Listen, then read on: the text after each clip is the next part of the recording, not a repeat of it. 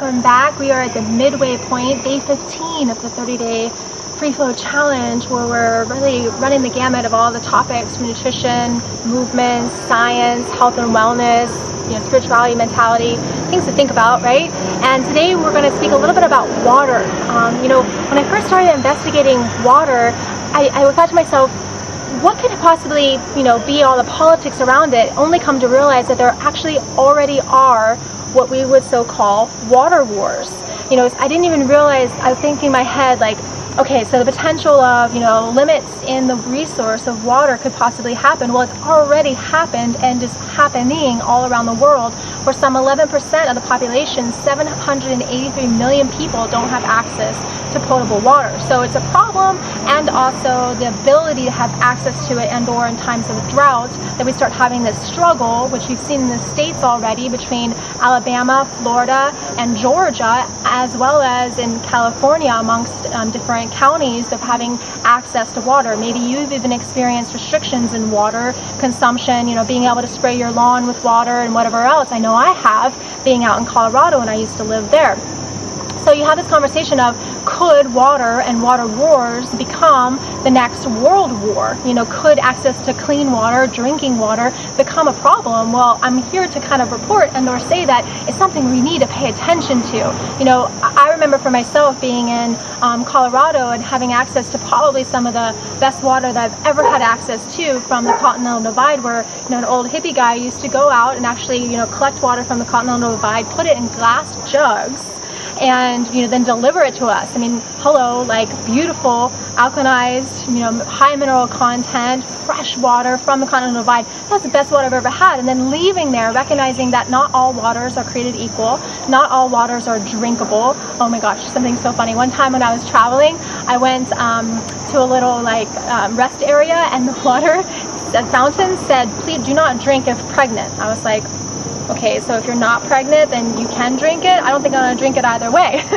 So water quality, access to water, all of these things are really highly to be concerned and to think about, because we have fluoridation of water. We have, people doing reverse osmosis that takes all the minerals out of water while you're cleaning it up, getting all the impurities out, but now you don't have the minerals that the body really needs. You have acidic water versus alkalinized water. You have, obviously clean water versus unclean water. So you have this huge gamut of all these different topics just amongst the big topic of water itself, right? Oh my gosh, just recently Nestle, the CEO, we gotta pass it by her. Just recently, the previous CEO, right? Check it out, we're in flux of life. So just recently, the CEO of Nestle and now the chairman actually was documented as saying that water is something that is not a public and or human right, that actually is something that should be privatized and is a foodstuff. I mean, when you have the CEO and the chair and the former CEO and the chairman of CEO saying, of a company that produces the largest amount of foodstuff in the world, saying that it's something that needs to be privatized, I mean, really? That is a basic human right, to have access to water, to have access to that resource. Serious, it's a really big problem with that. It goes along with, the whole conversation of genes and patenting genes. BRCA1 is a gene that now is patented, and it costs like $3,000 to $4,000 to get the detection of that gene when you should go to a laboratory. That is crazy. And as a scientist working in a laboratory, I've even experienced when certain genes or certain technologies are patented and you need a license, or you have to pay high royalties in order to have access to research, perform that test. It's insane. So the fact that we're starting to